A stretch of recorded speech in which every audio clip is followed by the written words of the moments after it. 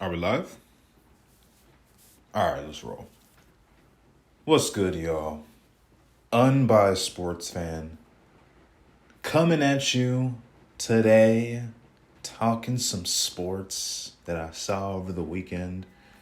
And we got a lot to get into, man. We got a lot to get into. We got a lot to talk about here. But let's see what we're going to cover. Started off with the NFL. Just, give some little updates here and there about what's going on in the NFL. And then we talk about the NBA because the playoffs have been absolutely insane. They've been absolutely insane. So we got to talk about it. We got to talk about it for a little bit. Oh, yeah, we got to talk about it. And we'll finish off, get some UFC Fight Night recap. We had a bantamweight fights with Garbrandt and Rob Font and Cody Garbrandt over the weekend in the UFC. So we'll talk about that as well. So, yeah. Let's get right into the NFL updates. Let's get right into what we got to go over. Just some little notes that I've been seeing that have been, catching my eye a little bit, making me, focus a little bit on these little notifications that I've been getting, little, beat drops, little reports. And the first one is Julio Jones, man. Apparently, he actually asked to be traded out of Atlanta because before, for the past month or so, it's been rumored that the Falcons were going to trade Julio Jones. And it seemed like the Falcons wanted to do it more than Julio did. But now it's coming out more recently that Julio has asked to be traded, which is a little shocking, actually. Because I don't know where he would go, where he would get that much passing volume and put up those kind of stats that he's been putting up. But I guess the man just wants to win. I could see that. Maybe he wants to go to a better team that actually gives a damn about winning football games. So I could understand that. But I don't know. It just seemed like Julio and Atlanta was a very good pairing. But I guess the time has run out on that course. So Julio Jones looks to be out of Atlanta pretty soon. So, yeah. Where you going, Julio? Where you going? Patriots? Colts? I don't know. It remains to be seen. Who knows? Second little tidbit of news that I have on here for the NFL is that Aaron Rodgers is not showing up to voluntary workouts for the Green Bay Packers.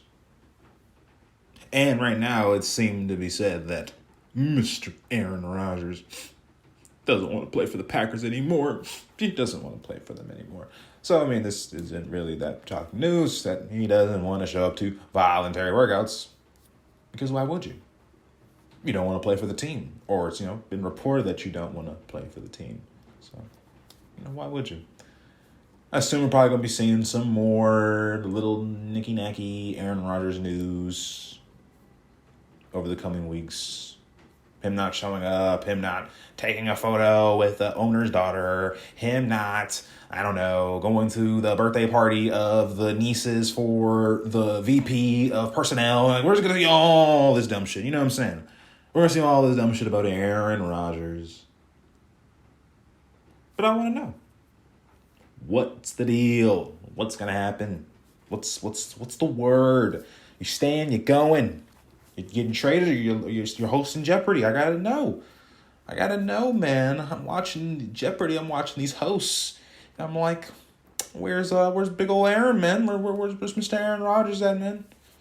I just see him giving the clues. So, remains to be seen what happens with Mr. Aaron Rodgers. But yeah, he's not showing up to work out, so there you go. That's your update for Mr. Aaron Rodgers.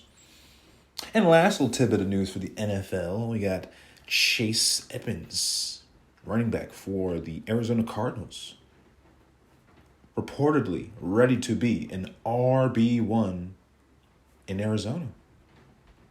And I could see it, This guy, he's had a lot of opportunity to take over the role in the past few years. He hasn't quite capitalized on it. But I think he's got a decent shot this year. I mean, they traded away the starting running back, Kenyon Drake, and they did sign James Conner, running back from the Pittsburgh Steelers. They did sign him to like a 1-year deal in Arizona. But, I mean, I think Edmonds is really talented. I think he's a really talented back, and I think he can, I think he can make some noise. I think he makes a little bit of noise up in Arizona. So I'm rooting for Mr. Edmonds, Mr. Chase Edmonds, ready to be the running back one, ready to be the starting running back for the Arizona Cardinals. Go for it, man. Go for it. I'm ready for it. I'm here for it. I am here for it. I'm here for it. So, yeah. That wraps up the NFL updates. Not a lot going on. Not a lot of buzz. Just a little news here and there. Little stuff going around. And, a little interesting. But, the real show, the real info, the real juice right now is in the NBA. Oh, me. Oh, my. The juice right now is in the NBA. God, we had some playoff basketball come on, and oh my God, it was OC. It was absolutely fucking ridiculous what I saw over the weekend. I don't know if I've seen an opening round more exciting. I have to think back, but that was pretty damn exciting, man. That was some pretty damn exciting basketball, man. So let's fucking talk about it. Let's fucking get into it, man. Let's start off with the last play-in game that I was able to check out, which was the Grizzlies-Warriors. And the Grizzlies took it home, man. They got that playoff spot. Steph Curry got bounced. It was a close game. But Ja Morant, he came ready to ball. I predicted that Steph Curry was going to drop 40 in a win. He dropped 39 in an L. So I was double wrong on that facet. But hey, what are you going to fucking do? What are you going to fucking do? What are you going to do? Ja Morant got it done, man. 117, 112. They're in the playoffs. And we'll be talking about them at the tail end of this segment. Because they played the Jazz in round one. They played the Jazz. But let's get into it. Let's get right into the round one playoff editions. We got the Heat versus Bucks. And oh shit, this is one of those games. If you're a Bucks fan, you're like, oh shit, because you just saw this same thing happen last year when they got bounced in 5 games, something like that, 5 games by the Bucks. This is this same kind of idea. It's kind of build the wall around Giannis, kind of force him to take really tough contested shots in the paint or force turnovers, kind of trap him. Kind of sink him in, let him play his game, and then once he's in the paint and he's surrounded by all these bodies, and that playmaking isn't really the biggest strength of his, and beating double teams is not really the biggest strength of his. He's more like a one-on-one low post kind of guy, or one-on-one off the dribble kind of guy. So they built a trap, and they were they were pretty successful, I would say, for containing Giannis, especially down the stretch when he had to make those free throws. When he had some gimmies. And the rim was not giving him that shit. I'll say that. It was not giving him that shit. I mean, it was, what was he like? Fucking, it was like 4 for 11, 5 for 12 or something from the free throw line. I don't fucking know, but it wasn't pretty. Not what you want to see from your star player, man. Not what you want to see. But Chris Middleton did end up getting the game winner. He did end up getting the game winner. And the Bucks did pull through, but man, if you're a Bucks fan, I don't know. I don't know if that's really what you wanted to see, man. I mean, you got the dub, you got the win, but it was not easy. Not easy at all. But Bucks, man, they got it through. Got the job done. Chris Middleton, game winner. It's a good feeling for the Bucks, man. Good feeling for the Bucks. So they're up 1-0. And then the Mavericks and the Clippers on the west side of the NBA. Mavericks versus Clippers. Luka Doncic is a fucking animal, man. He's a fucking beast. I mean, what else do I have to say? I mean, the Clippers played, a decent game straight up. Paul George got off to a really slow start. And all the fucking memes and jokes of the pandemic P and the pandemic P, they all started fucking coming in again. And I mean, I get it. It's funny shit. It's funny shit, man. But he did pick up the play in the second half. Kawhi Leonard had a pretty good game, 25 points, I believe. And Luka Doncic is a fucking animal, man. He's a fucking beast. He's a fucking beast, man. Oh my God, it was a 30-point triple-double, man. I mean, the dude's he's a stud. I mean, they were really giving him all these looks, giving him every look in the book about double teams, trapping, trying to, force him to for a certain side. There was enough. I didn't see anything that was working. I mean, Luka just had an answer for everything. And if he's going to continue to have an answer for everything, I mean, Mavericks have a really good shot to win the series. I don't know. I mean, they shot really well. Mavericks shot really, really well for the game one. I just want to see what would happen if the shooting wasn't necessarily there. That's all. But they have a good chance to win the series. Mavericks 113 to 103. You got this one. You earned this dub, Luka Doncic. You are all-time talent, my guy. You are all-time talent. You are fucking incredible. Fucking incredible. Speaking of fucking incredible, Celtics versus Nets. How the fuck did we let this goddamn team assemble? These Avengers assemble. I'm seeing James Harden and Kevin Durant and Kyrie Irving all on the same team with Blake Griffin on the side. I'm seeing all this. I'm like, this is so crazy. This is so fucking crazy. But Celtics versus Nets, man. Nets got the job done. Nets pulled it through. Come on, man. I don't know. They're just really good, man. They're just really good. Kyrie's really good. KD's really good. They're all fucking really good.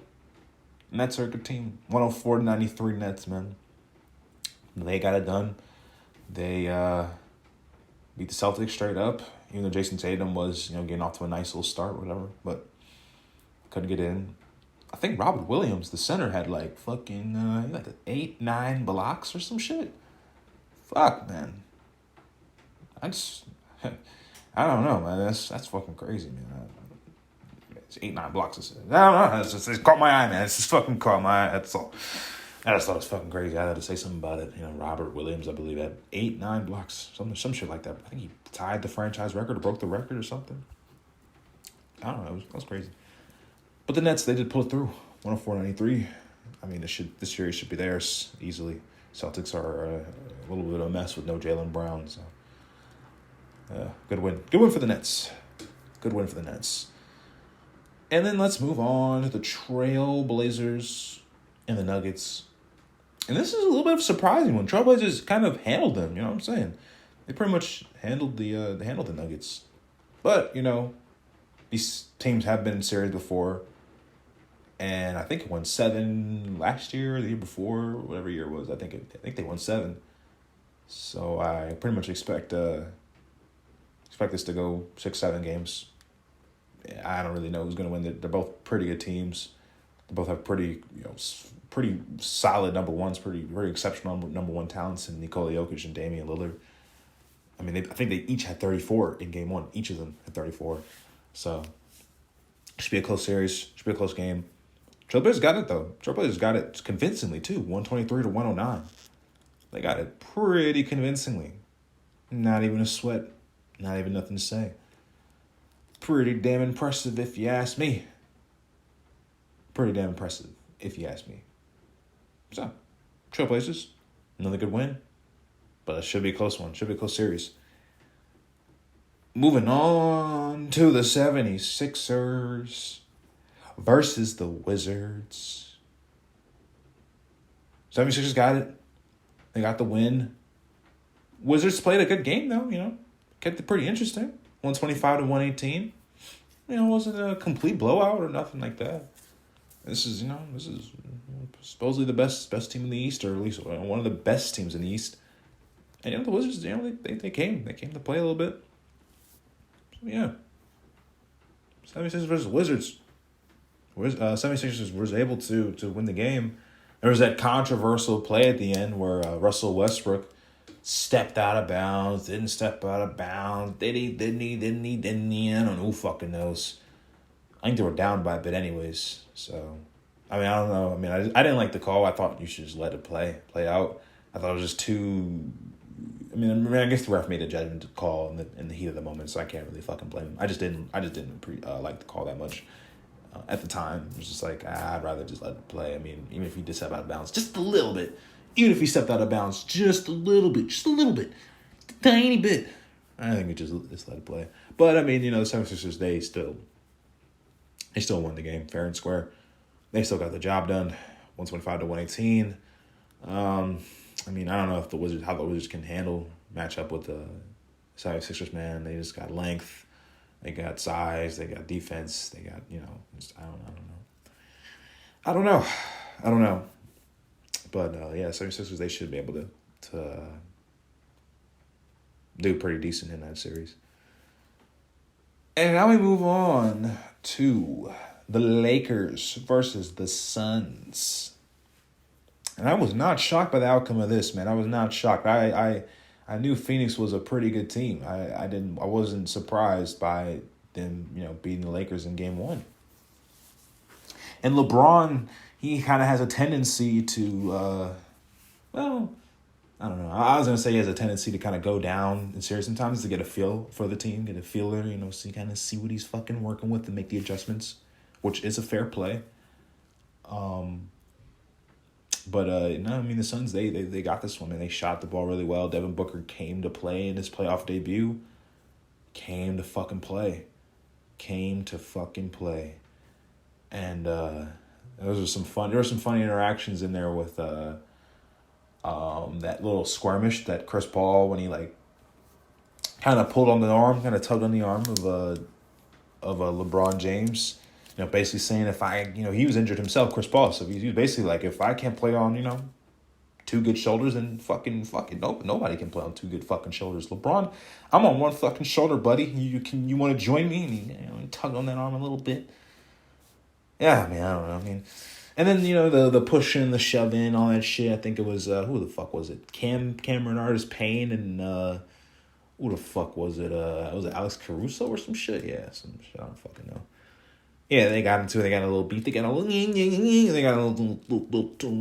back and forth, little chirping action. I think he threw the ball at his legs, or one of them threw the ball at their legs, and one of them just pushed it. Oh, and Montrez, that's what it was. Montrez Harrell coming in like an absolute fucking freight train.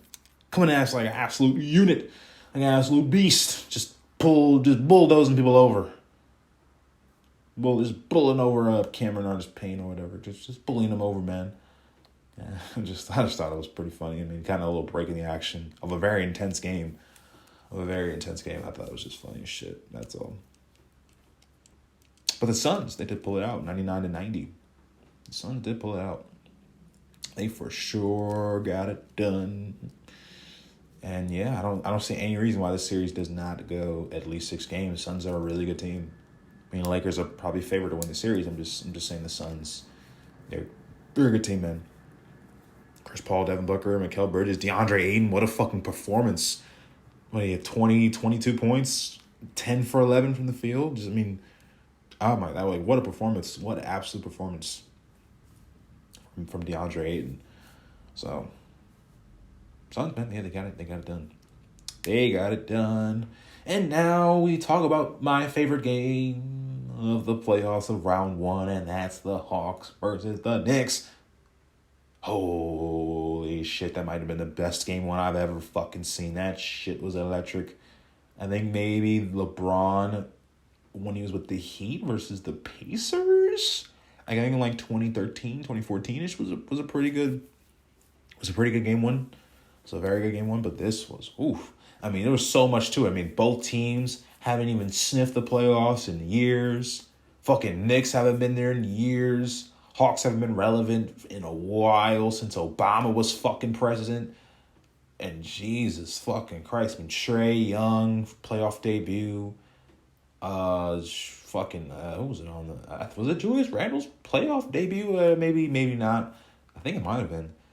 But just, man, it's the defensive-minded, young, hard-nosed with team in the Knicks versus the also young team led by Trae Young and just a bunch of. I mean, it was just an interesting series. A lot of young guys, a lot of guys that never played.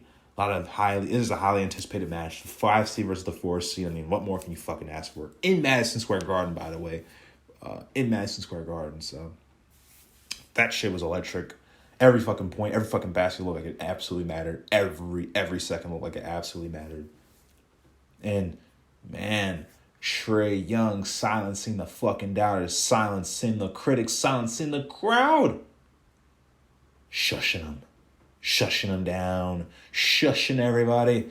I mean, they were saying fuck Trae Young for a while, and he hit that game winner, he had a nice little floater action, and he was saying, hey, say fuck you to me now. I want to hear. Come on, make it a little louder. I didn't quite hear you the first time, you sons of bitches. I didn't quite fucking hear you. And he got it, man. Trae Young, what a performance! What a playoff debut, man. I swear to God, him and Luka are just like, they're just, I don't know. There's something special, man. Like, I know they're always going to be linked together because they were traded for on draft night, but they're both special talents, man. They're both special talents. Ice Trae getting it done, man. Ice Trae getting it done. And, I got Knicks in 7 in this one, but it's going to be a bloodbath. It's going to be an absolute fucking bloodbath. I mean, the Hawks, they played, man. They played. Knicks played too, though. Knicks played too. At least their bench did. Alec Burks or whatever, getting 27 off the bench. Derrick Rose coming at you. Emmanuel quickly coming at you. So, yeah, their bench stepped up. But hopefully Julius Randle gets it together because he didn't have the best performance. He did not have the best performance, so. Hopefully Mr. Randle gets it together. I'm sure he will. I think the series will go 7. And it should be a fun one.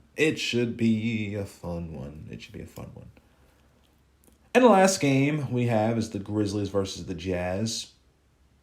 No Donovan Mitchell, by the way. Boo-hoo. Wanted to see the man play. Unfortunate. But we did see Ja Morant. We did see him go to work. We did see him pick up where he left off in the play-in and come to work and just drop buckets after buckets, big basket after big baskets, especially down the stretch, especially late. Got a lot of big baskets in, got a lot of them done. And Jazz clawed back. Jazz were close. Bogdanovich, I think he had 27 in the second half. Something crazy. 0 points in the first half, 27 points in the second half. Absolutely fucking insane. And he missed a game-time basket at the end. Yeah, he missed a game-time basket. It was close, though. They clawed all the way back. They were down. The Jazz were down for the most part, and they clawed all the way back to 112-109 finish. Grizzlies did get it done, but I don't know. Maybe this series completely changes when Donovan Mitchell comes back. I mean, it probably will. But being down 1-0, it's never fun. That is never, ever fun. It's never fun. So, yeah, that's kind of it for the NBA. Let's just run through some predictions I have for the series. Let's see here. Heat Bucks, it's going to be a close one, but I think I'll take the Bucks in that one. I think they're a better team this year. Mavericks versus Clippers. This could go either way. Give me, I don't know. Give me Clippers. I think Mavericks is still an incomplete team, so give me Clippers on that one. Celtics versus Knicks. Celtics versus Nets. I'll give me the Nets. I mean, they're too fucking good. Trailblazers versus Nuggets. I think we'll go 7. I think the Trailblazers win that. I think they have better shooting. Yeah, it's tough though. I like Michael Porter. I like Nikola Jokic. That one's going to 7. I don't really like saying the Trailblazers are going to win that one. I think it's a little too early. That one's tough, man. That one's tough. I don't know about that one. That one's tough. I might hold on that one. I said Trailblazers originally, but I don't know. I might hold. I don't know. 76ers versus Wizards. 76ers easily got that one. Lakers versus Suns. I'll take the Lakers in 7.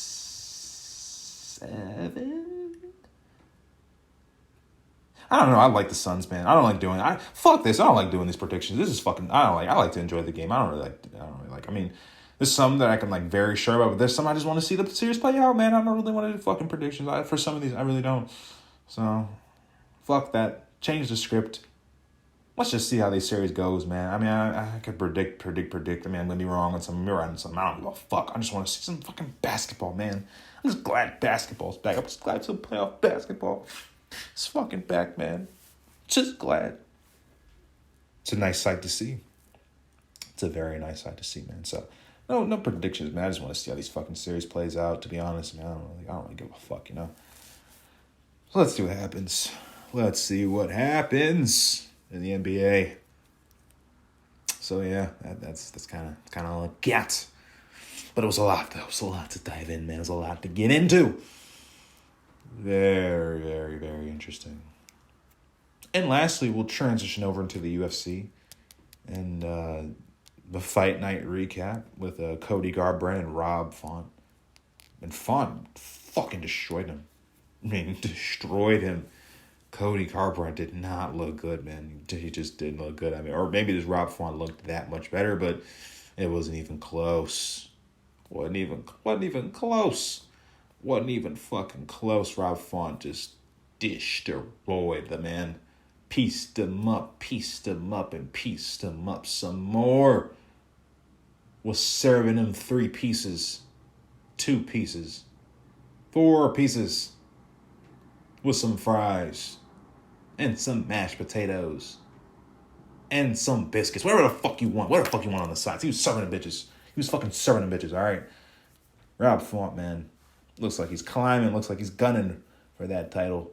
And Cody Garbrandt, man. Unfortunate loss. It's not a good loss. It's tough to bounce back from this one, man. Hope for the best. Hope for the best, but you fought. You showed a lot of heart. I'll give you that. You showed a lot of resiliency. You showed a lot of heart, but man, Rob Font is a beast, man. He's a beast. So good win from him. Good win from Rob Font. So yeah, it's kind of it's kind of all I got. It's kind of all I got for the NFL and the NBA and the UFC. But I'm sure I'll have much more to talk about next week. We have more playoff games coming in, probably some more NFL news, and then we'll have the UFC card to look forward to. So yeah, that wraps it up for this episode. This has been the Unbiased Sports Fan, and I'm signing out.